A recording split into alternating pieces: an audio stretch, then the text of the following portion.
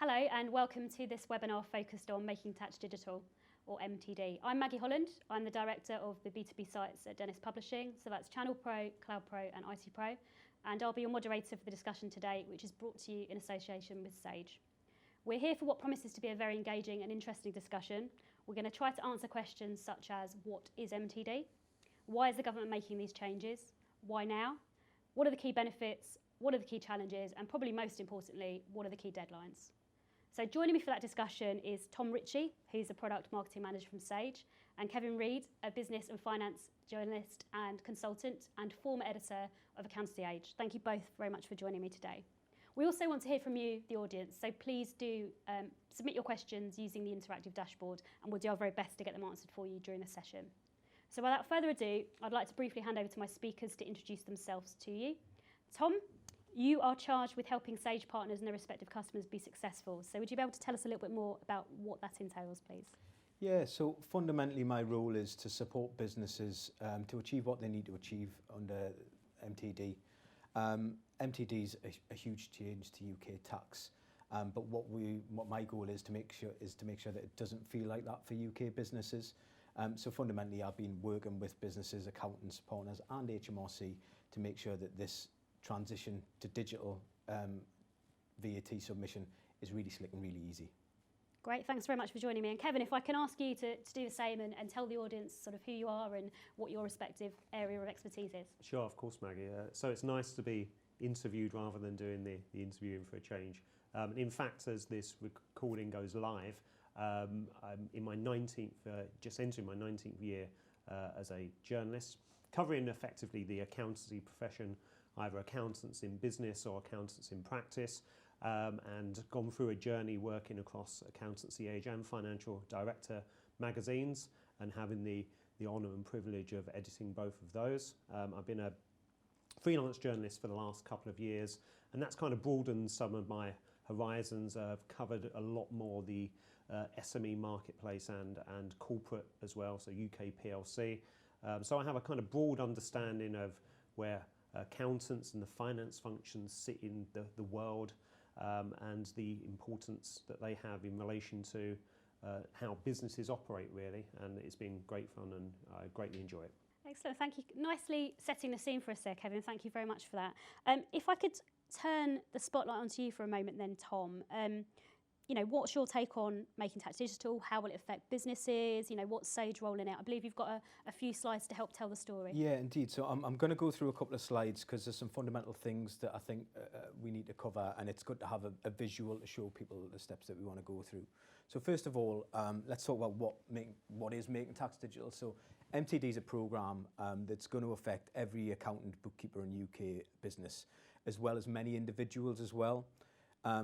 It's been fundamentally designed to digitise the UK tax system. So we're not the first country to do this, but HMRC has a goal of becoming the most advanced digital platform in terms of tax.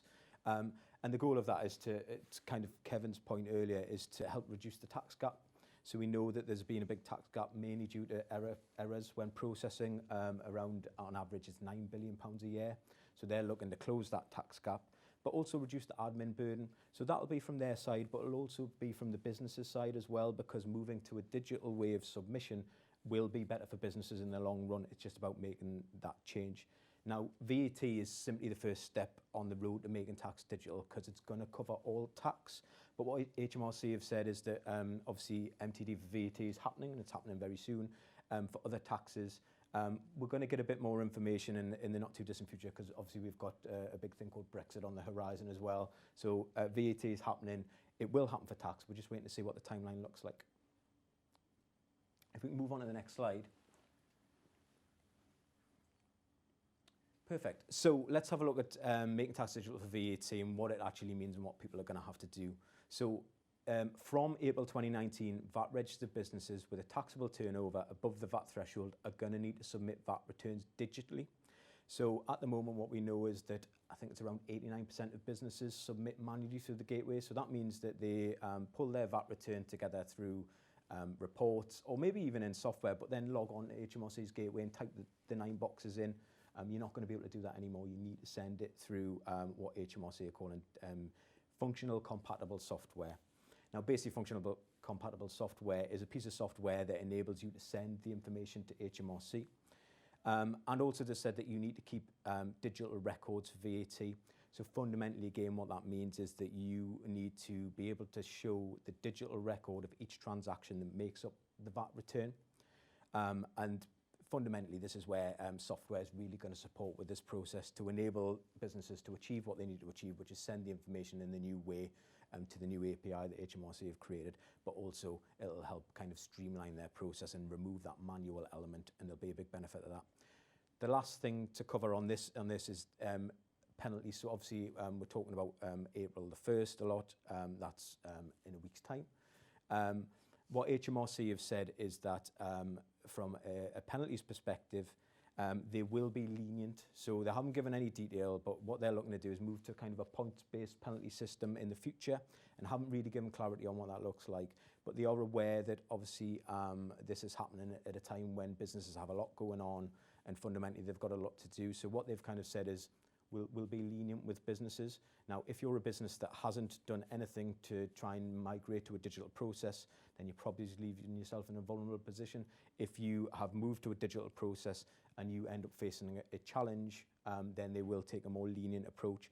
But fundamentally, what we know is that with Sage Business Cloud, as an example of software, that we have thousands of customers submitting in this way already as part of the early beta. So what I want to cover really quickly is the software is just one element of what you need to do.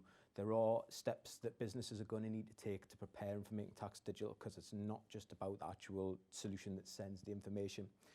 And what businesses will need to do fundamentally is start to understand the impact of MTD, and that starts with understanding the legislation and how it affects your business.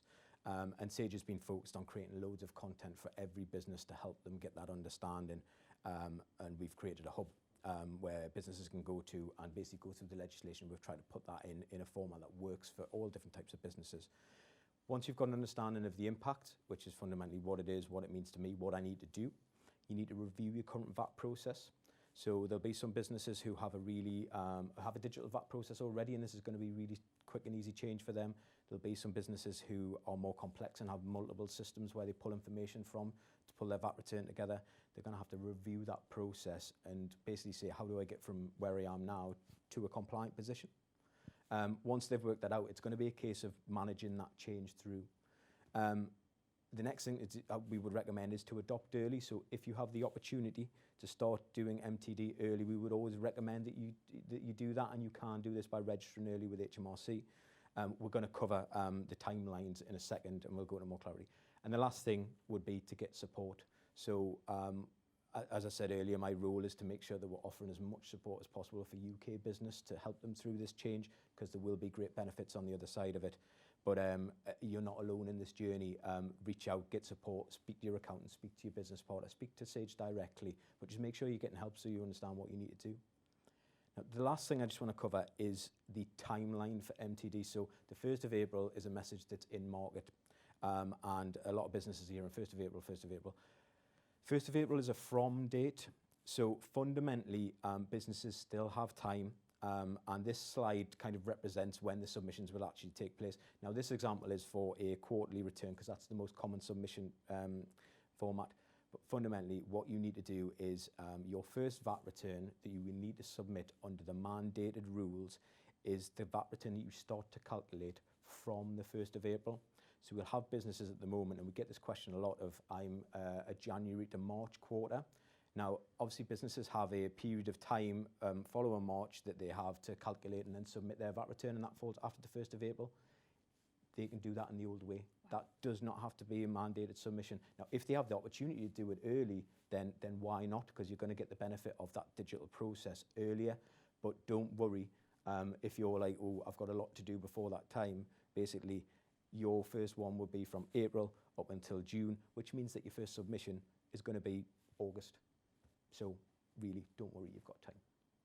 There is a lot of worry there, and I think that's why it's good for us to have the opportunity today to try and allay some of those fears and talk about the different levels of pain, I guess. Kind of, it's sort of, there's worry. It doesn't have to be kind of as much as perhaps people are thinking it's going to be in terms of pain points. So thank you very much for that. Tom. I'd just like to pick up on a couple of the points that you've both raised in your solo presentations, if I may. So Kevin, if I could turn to you first. Obviously you set the scene really nicely for us. One question that I guess is on a lot of people's lips is why is this happening now? You know, why didn't this happen a few years ago or a few years in the future? Kind of why is it happening now? Is there something particularly driving that? I would say it's probably a combination of things, but I think you could summarise it as the technology is there to be able to do this. HMRC has gone through a lot of work around the self-assessment system and seen how that's worked. That HMRC needs to bring more money in the tax gap, as Tom suggested. So I think it's come up in their timeline as something to do. You know, we've gone through real-time information, RTI, PAYE filing. We've had auto-enrolment. The world hasn't ended with those, so this is just the next step in that process. Excellent, thank you. So Tom, you mentioned the various deadlines involved there, and we talked about April the 1st being kind of an imminent one, which has created a lot of panic among organisations because it's, as mentioned, next week. What should businesses do if they haven't perhaps started or they haven't done as much as they would like to have done in respect of being compliant and getting their house in order? Yeah, I think fundamentally what a business needs to do is, first of all, don't worry, because we've kind of said that you've got a bit of time, and obviously it's just understanding how much time you've got. But they need to go through that process that we talked through earlier, which is starts with understanding exactly what they need to do, then looking at where they are now, so what is their current process for filing VAT and what they need to do in the future.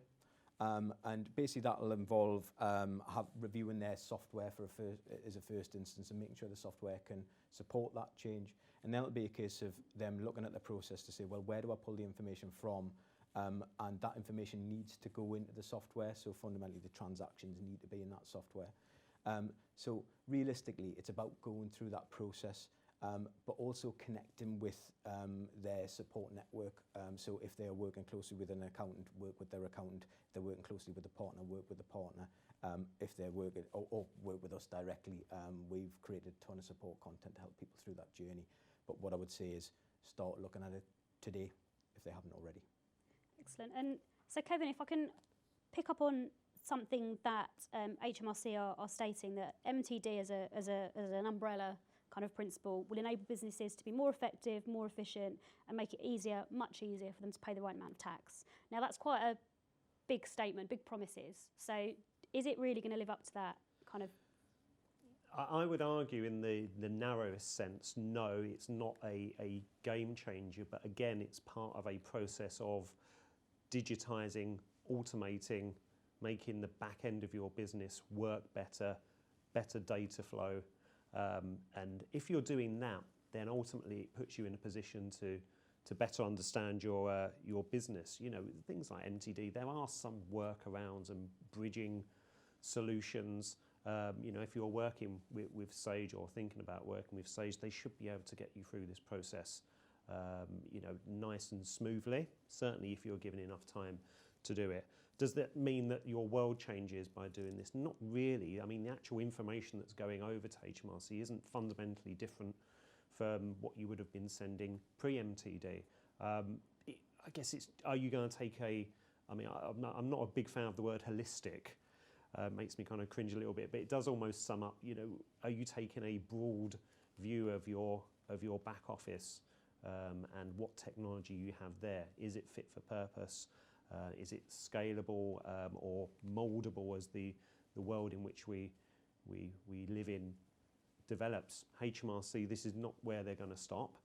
So are you ready for the next step along the line? So in itself, in a narrow sense, I would say no. You could do spot solutions that get you through and muddle through, but I'd always say take a broader view on these things. So it's kind of almost a building block, or one of the many building blocks that there will be kind of on the journey ahead. It is, Maggie, but there is the option of, with these kind of things, just doing very narrow spot solutions that aren't actually particularly well interlinked or interconnected, which I guess in a way you're actually putting problems off further down the line, because you then end up with lots of higgledy-piggledy things going on. It's not part of a broader strategic view of your IT, and in smaller, medium-sized businesses, sometimes that can get forgotten. Okay. So we talked about kind of some of the key deadlines, some of the key requirements. What are the key stumbling blocks that could act as a barrier? So we've talked about some of the opportunities as well. This could be a good opportunity for businesses to change the way they do things and move with the times. But what would you say are the key stumbling blocks, Kevin? And what advice would you give businesses to help avoid them or at least circumnavigate them as best they can? I guess just leaving things too late, not being strategic. You know, just because you're not in the world's biggest business doesn't mean that the tech just sits there. You know, and it is hard because certainly for MDs, owner managers, CEOs, they're thinking about driving their business forward, but the operational side of things needs to be managed.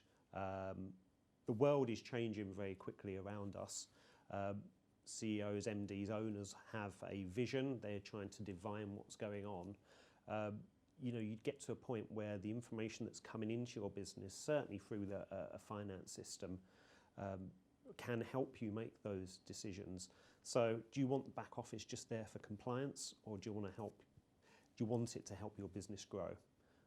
So don't leave this too long.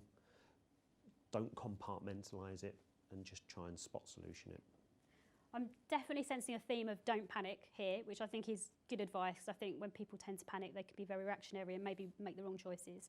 So we've established that they're not to panic, but what would you say Tom Sage is doing? You mentioned there's a hub there, there's lots of information out there for them to go and use as resources. So what else is Sage doing to help its existing customer base navigate some of these challenges? And in terms of sharing information with the wider market, what are you doing? Yeah, so basically what we've been doing is we spent obviously a lot of time with HMRC understanding the requirements and making sure that our software enables businesses to meet those requirements, but also making sure that the processes that we have in there are as streamlined and as simple as possible to make this a really easy process for businesses to go through once they get in that software solution. Then what we've been doing is we've been spending tons of time with customers, with accountants and with partners to understand what their key challenges are when it comes to this, and designing content and support material that will enable businesses to understand fundamentally exactly what they need to do. Because as we say, and Kevin referenced it earlier, it's about having a look, this is an opportunity to have a look at your overall process and all of those bits of technology that you have at the moment, and review that and start having a look at, well, is this an opportunity for me to start to digitize more and streamline my process and save more time? And realistically, that's where we've been focused on, making sure that we're supporting people and giving them the tools so they can go on a step-by-step journey from A to B. And that's the majority of our material is there on our MTD hub. So basically we've created a one-stop shop resource, which is sage.com/UK/MTD. And this is our MTD resource centre. And this is an evolving website that is full of material that's designed for businesses of all sizes, from really small micro business all the way up to kind of enterprise level businesses. There's content that's designed specifically for them to step them through that journey. And also there's connections in, so that if they need that support kind of over the phone, or what videos, webinars, guides, we've just made sure that we've tried to cover as much as we possibly can to enable businesses to make the change seamlessly. And it is a journey, you know, you mentioned there. I think it with a lot of deadlines floating around in people's heads, and obviously the really imminent one is kind of causing that panic. It feels a bit like a race, but it's kind of like, it's more of a marathon, I guess, than a sprint in the long term in terms of looking at what the opportunities are in the longer term. Definitely, because when it comes to it, what HMRC have got is there's two things that you need to focus on. First of all is you need to obviously make your first mandated submission using a software that can enable you to do that. But then you need to, basically what HMRC brought in is something that they've referenced as a soft landing period. And what the soft landing period is their expectation is that come April 2020, businesses will have a digital connection with all of the software that brings those transactions in for the VAT return. But what they've said is they'll give businesses a year to look at those digital links. So they've got more time to kind of digitally connect everything. But yeah, it's not a race yet. You will need to make your mandated submission, but you've got a year to review your processes. And what we would say is take this as a catalyst to maybe review all of your digital processes. What we find is that a lot of businesses will follow a method of doing something because that's the way that they've always done it and it works. And we find that a lot of people only use a small percentage of their software when it comes to actually, utilising it to use it for what they need it to do. By embracing this change, you can look at process, kind of build in more automation, start using the software to really deliver for you. The software is there to do a lot of the heavy lifting. So as Kevin talked about earlier around actually getting key insight and key business information, Sage Business Cloud solutions are designed to make sure that you have that information at your fingertips. But if you can drive all of the information in, you'll get more out of it. So start looking at it as an opportunity to review your process. It's like you're going to get out of it what you put in. So putting a bit of effort in now, even though it might feel like a bit of a headache to some, is ultimately really going to be worth it. Yeah, 100%. We're going through a change, and the all of it is no one likes change. But this will be positive when we come out the other side. We know already from businesses that we're talking to that they are saving time when it comes to VAT, and we've got a lot of businesses who are kind of like, why wasn't I doing this before? I hated it when it came to tax time. I'd run all my manual reports. I'd go through an Excel. I'd be sitting there reconciling. They've switched over and they've found that this is a really slick and easy process because the software's doing the heavy lifting for you. It's a simple process of reviewing, making sure you're comfortable with everything, and you're submitting in a couple of clicks. So, that's the outcome. And everyone will get there, and once we've got there, people will realise, they'll look back and wonder why we did it in that way in the first place. We'll look back and wonder what all the fuss was about, because we'll just be getting the benefits, which I think needs us. Before we go into a bit of a group discussion, because I think you've both raised some really interesting points that I'm sure you'd like to comment on and each other's points made so far, but I'd quite like to open it up to some audience questions before we have that discussion, if that's okay. And just a reminder to the audience as well, please do submit your questions. We are here to try and discuss and answer the questions that you've got. I know it's a time, as we've mentioned, where we're saying don't panic, but I know there's panic out there. So if you've got questions that you would like to put to the experts, then please do so. This is your fantastic opportunity to do that. So we've got one here. We've talked about what making tax digital is. It's quite a broad umbrella term, but what is it not? Are there any common misconceptions that you would like to help clear up? So Tom, I'm going to direct that at you, if that's okay. Yeah, no problem at all. So I'd say there's a couple, and one we've already kind of talked about, which is the timeline of the when. So people are worried that basically 1st of April is a drop dead date and they need to make the next submission. That's not the case. So I think we've covered that. The second thing is about what's sent. So obviously we're moving to a digital system, and a lot of people are kind of like, do HMRC now have a connection in to view all of my information real time? No. Fundamentally, what is sent are the 9 boxes. It's what you send today, and nothing changes in terms of how your VAT's calculated, what your submission periods are, what your payments are, what's sent to them. 9 boxes are sent. It would be a case that if you were audited, what HMRC would expect to see is basically all of those digital transactions that make up the VAT return and your digital process to make sure that everything is being submitted in the right way. You're no longer going to be able to kind of enter into the software one invoice to cover your full month and things like that. You need all of those individual transactions should get audited. But it's 9 boxes that are sent. So I think that's something that we get asked quite a lot. Yeah. I would say that's the one that I've heard most certainly around what information are we sending. It's all going to be completely new. It's different. It's not. It's actually information that you've already been sending through to HMRC. So I would definitely reiterate that. So it's not an opportunity to kind of go dig, getting the skeletons out of the closet or anything like that. It's the same information as you've been sending, just a more efficient way.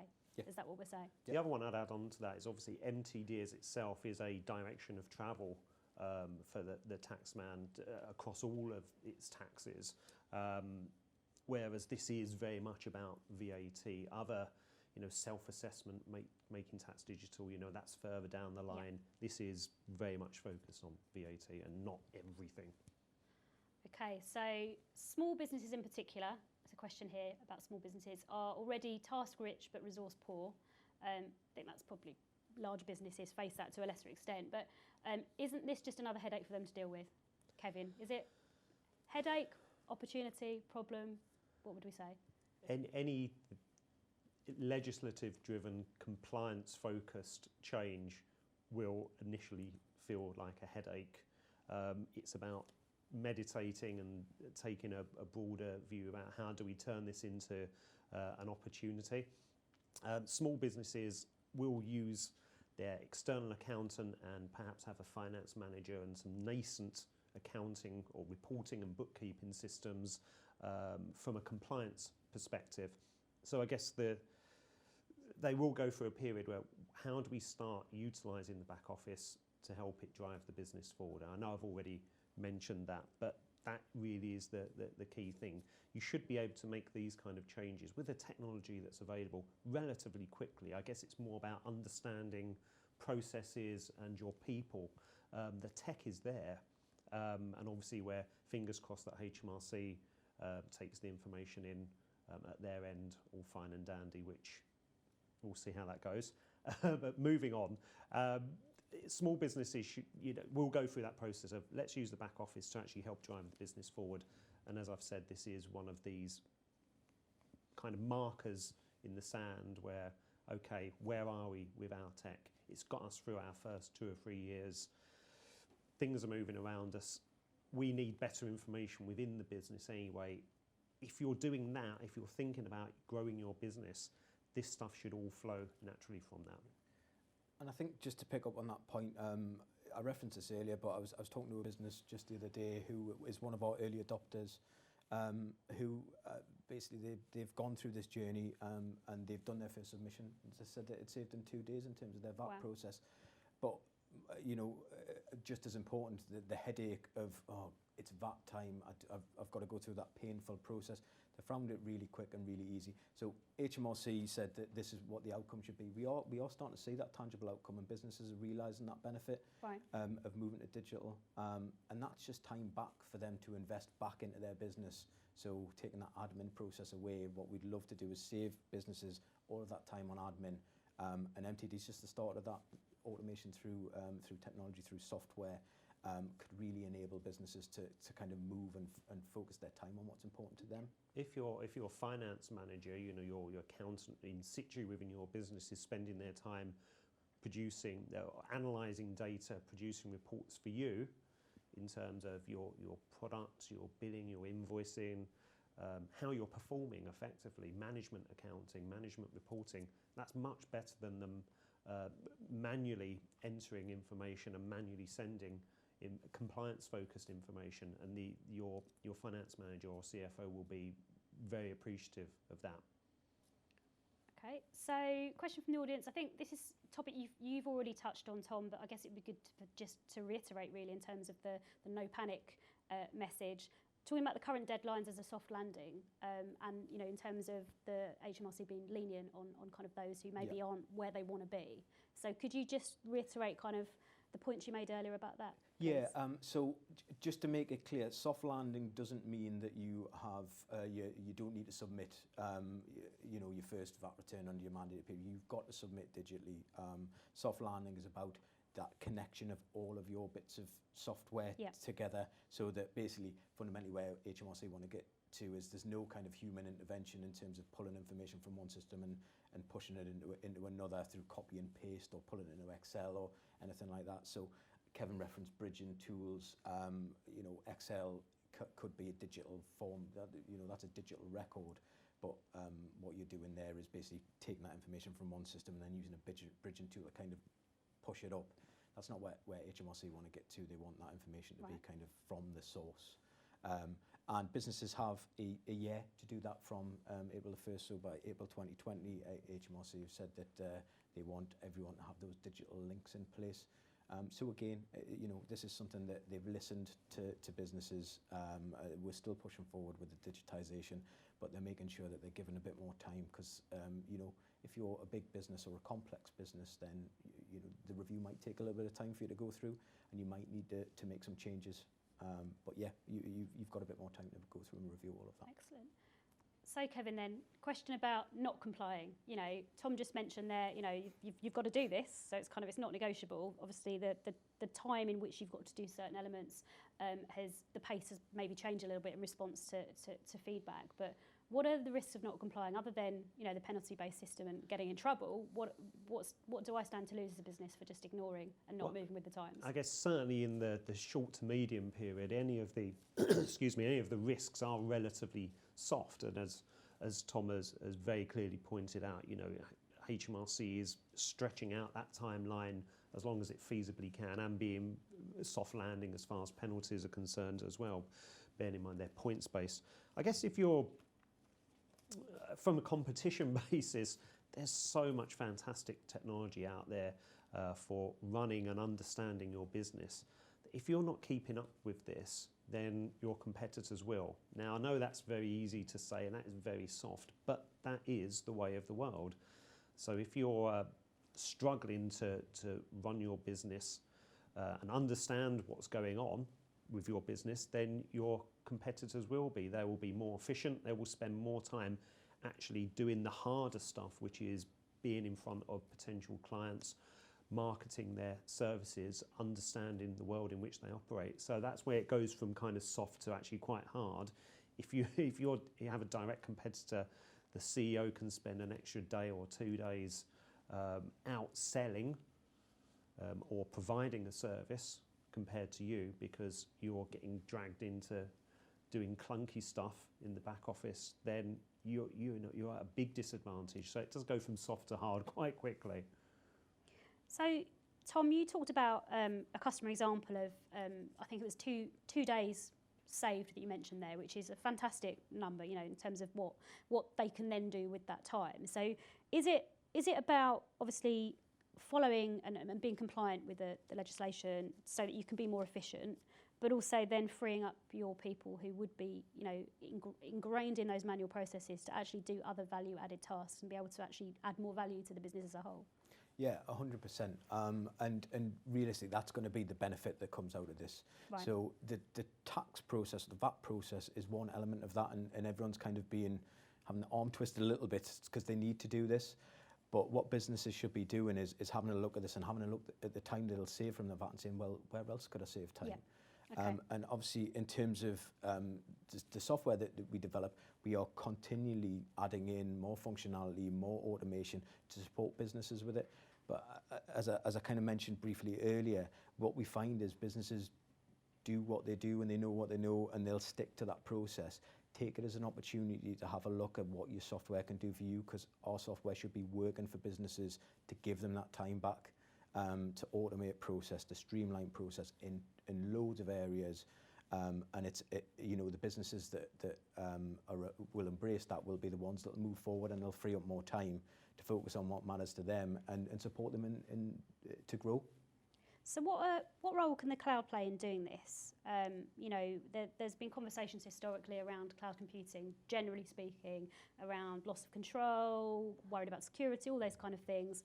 Are those concerns still very much present when we're talking about financial data and business data, or have we moved on and looking at the cloud is actually a real opportunity to do what you just said there about looking at different elements of your business? Yeah, I think that the cloud fundamentally is an enabler to businesses, and there still are those concerns out there about security and control of information.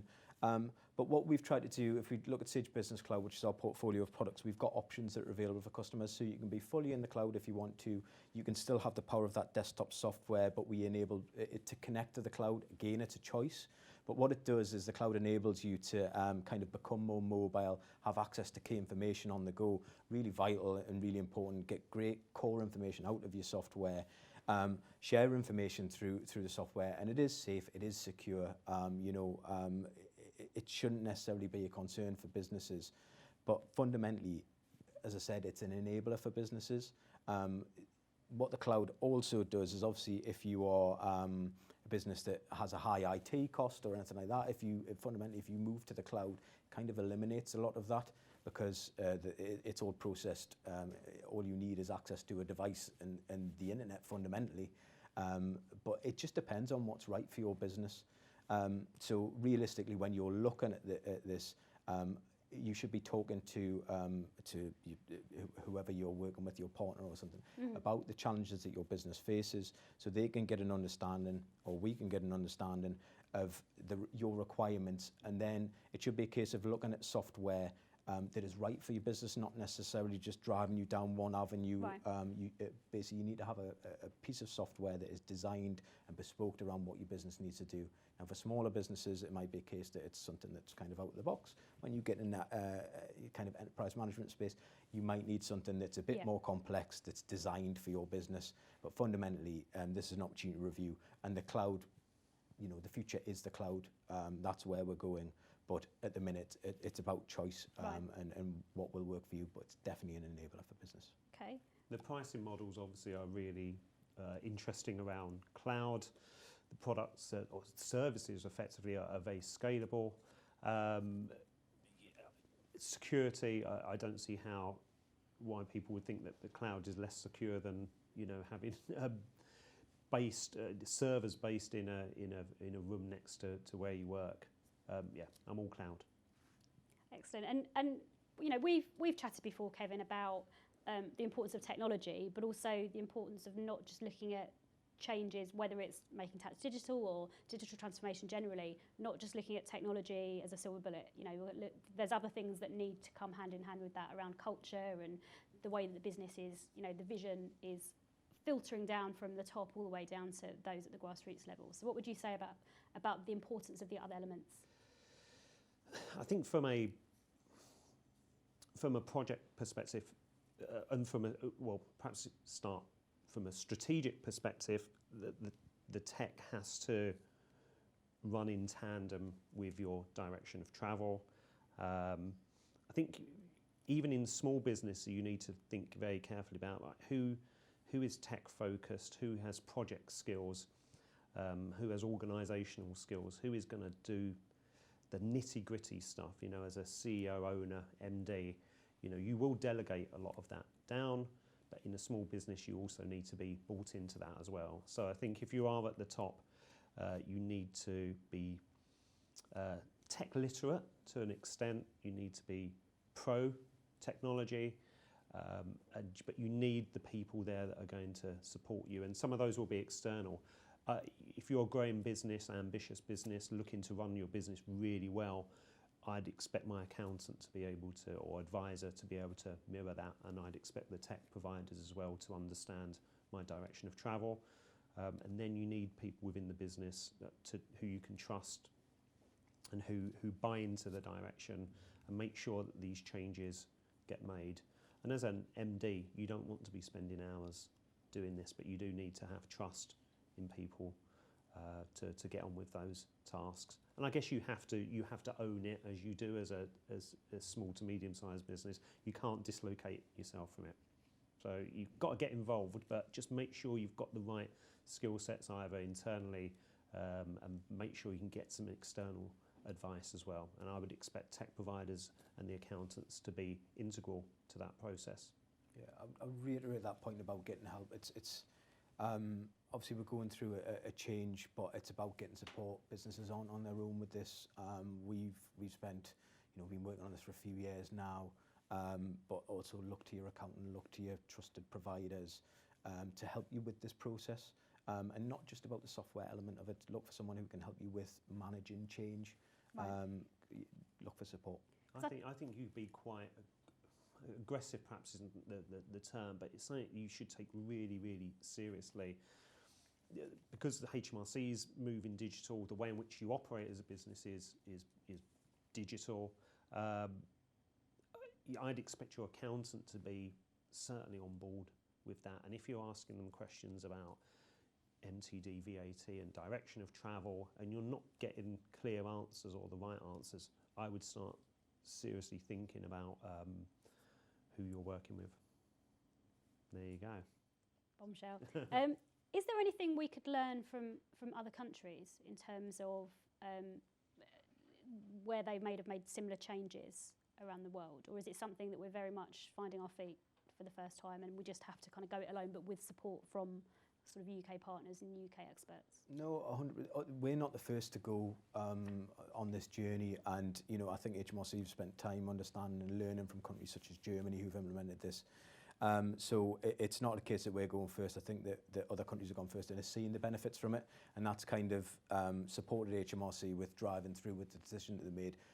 Fundamentally, their goal is to be the most advanced, which should always be our goal.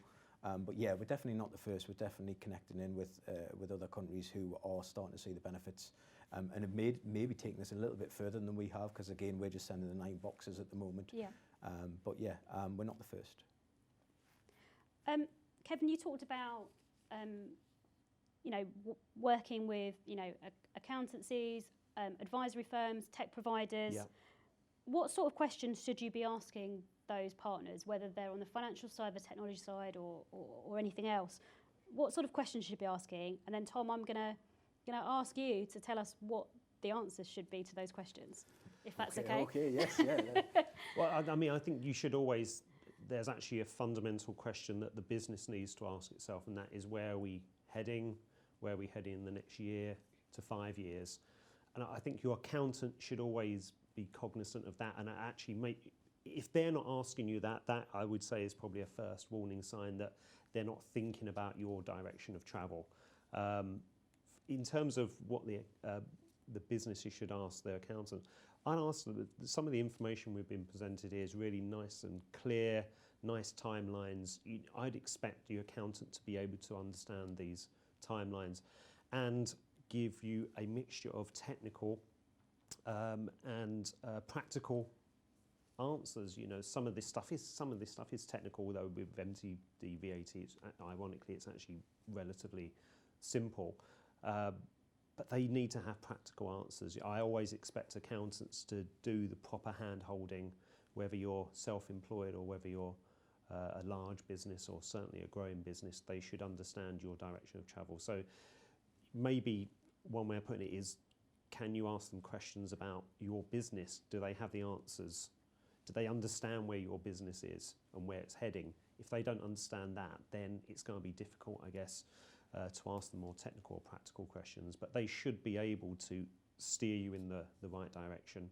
And even if they don't have the actual expertise themselves, they would say, this is the tech provider we work with who we'd normally recommend, or even if it's not just referral, actually say, these are the places that you need to go.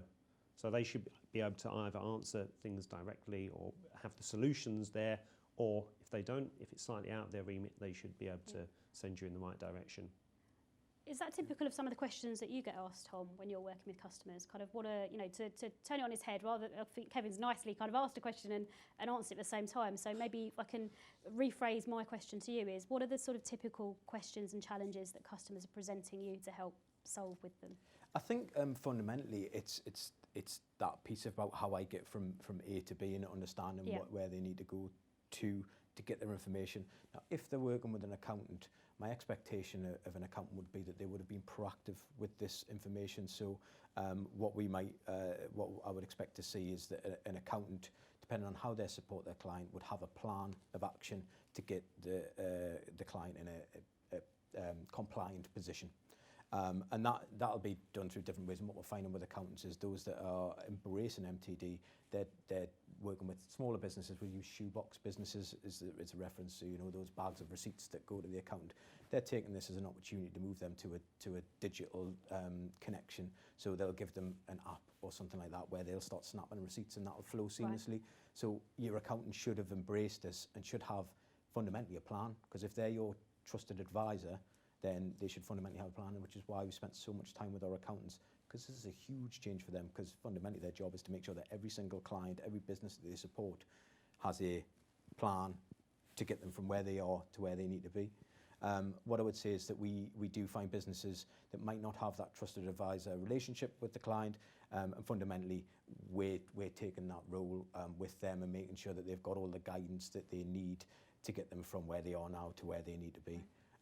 But fundamentally what I would say is it's about that trusted advisor who plays that role for your business, and have they been proactive in providing you with information? Because if they haven't, they need to very quickly, or you need to have a look at where you're going to get that support from. Okay. I would say it's very hard for Sage to fulfill all of those roles, and I think they would be concerned if they're dealing with clients where they think, well, really, we need a business advisor to help steer them through. So I guess almost the actual question is kind of a rhetorical one. The question would be, to your accountant, why haven't you spoken to me about MTD for VAT?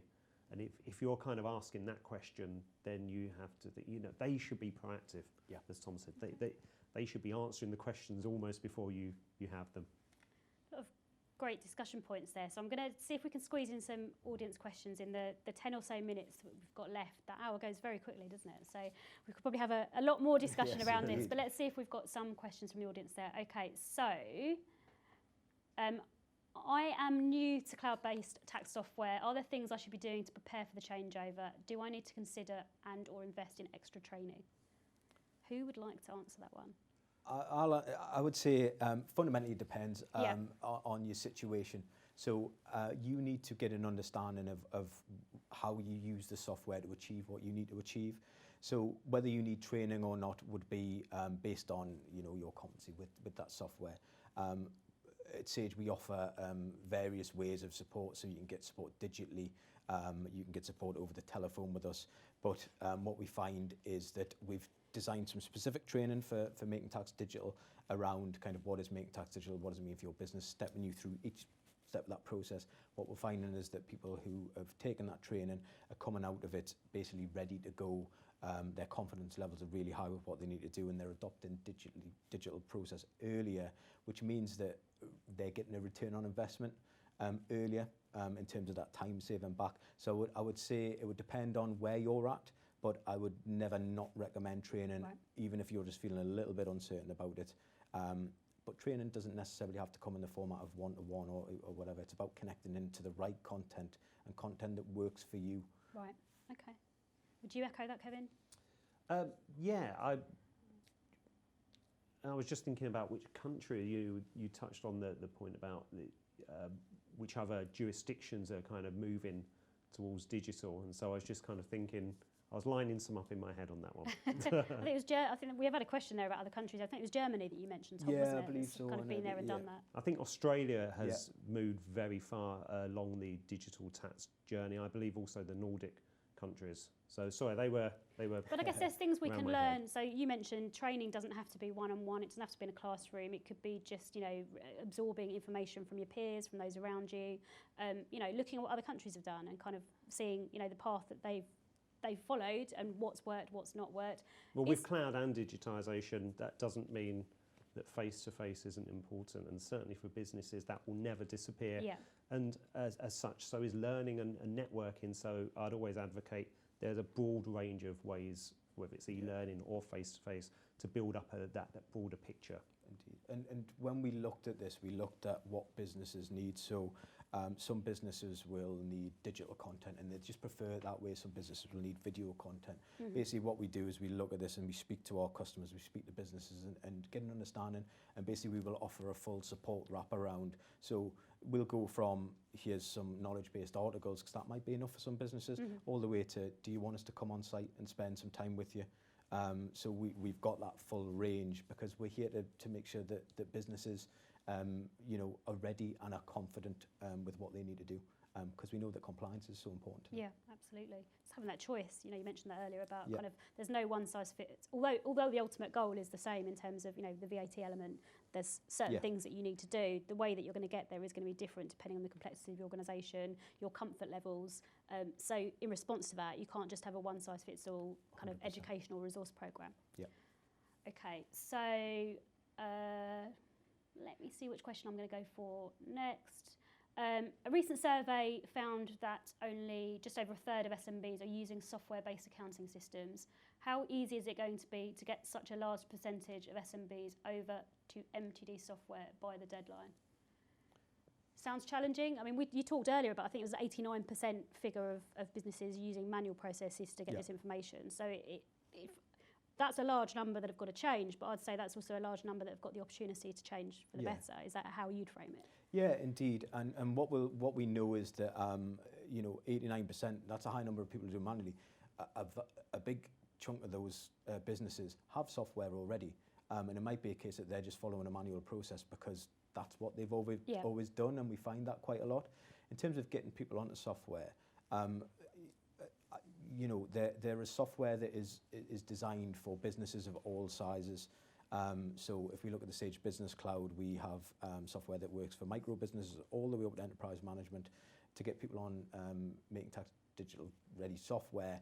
I think that it should be a task that we should be able to achieve within the time frame. And I think it's, smaller businesses, it's not like I think they get a bad rep sometimes of being seen to be resistant to change, but actually it's just they struggle with the resources and, what's required with some of those changes, which is why, going back to your point earlier, you're not alone. There is lots of information out there, even if it's just talking to other businesses that have been through it.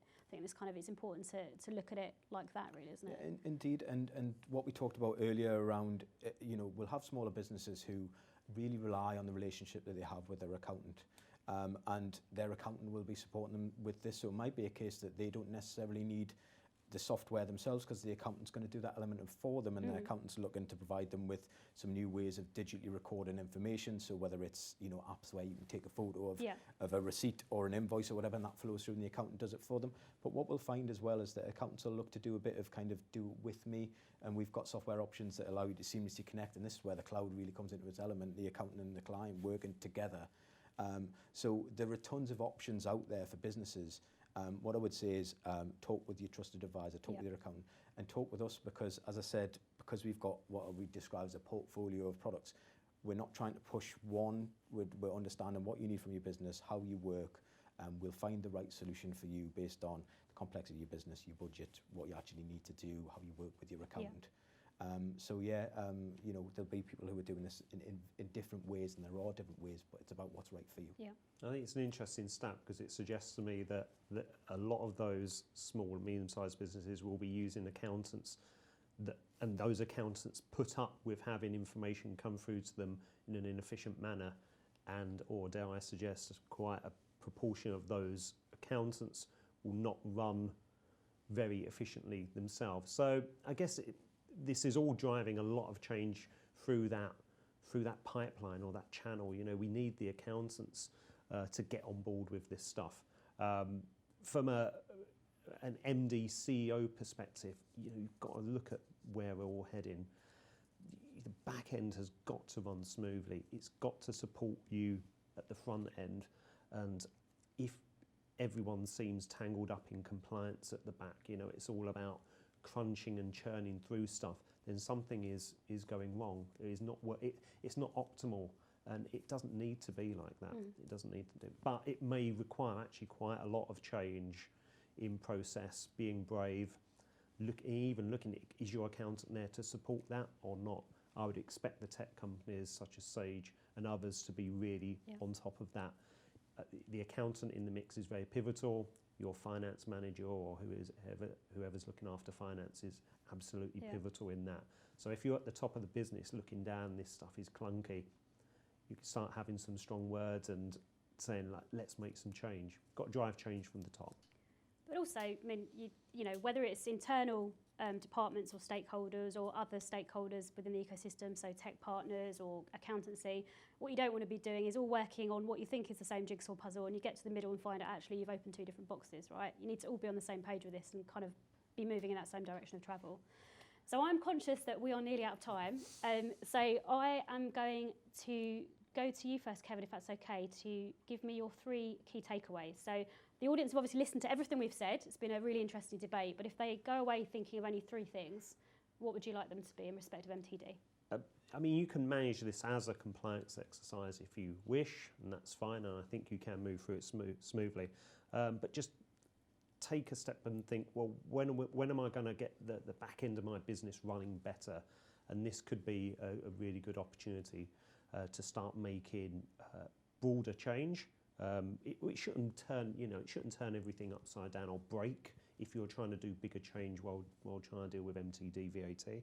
I would certainly work very closely with your tech company and your advisor throughout this process to help you achieve at least first compliance, and then maybe improving your own efficiency and processes. Actually, that was kind of like the third one as well. But pick the phone up, send an email, get going on it. Yeah. Get going. Thank you. And Tom, if I can ask that same question to you, what would your key 3 takeaways be? I think the first one is don't worry, you've still got time. I hope that we've got that across today. That 1st of April isn't a looming deadline, and you've got a soft landing period as well if you're more complex and it take a bit longer to get everything connected together.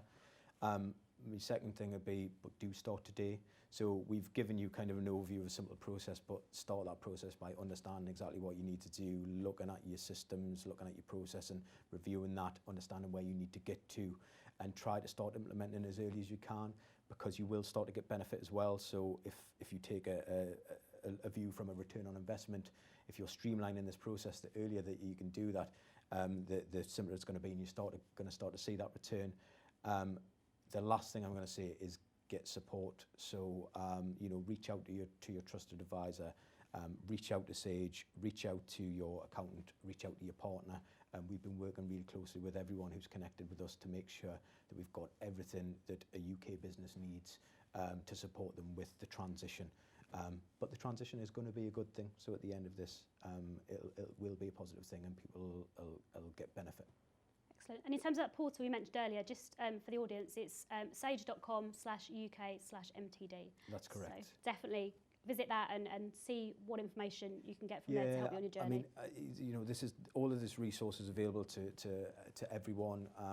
I'd recommend that you go on and bookmark it, because we're updating it all of the time, and we'll continue to update it, because MTD doesn't stop with VAT. It's a program about digitisation of UK tax. So there is going to be more to come. HMRC have said that that'll come slightly later. Yeah. But yeah, get on there, bookmark that. Get in touch with us. We're here to help. Excellent. Well, thank you so much, Kevin. Thank you so much, Tom. Really appreciate your time. I hope the audience have enjoyed it. And just a reminder that this webinar will also be available on demand after the event.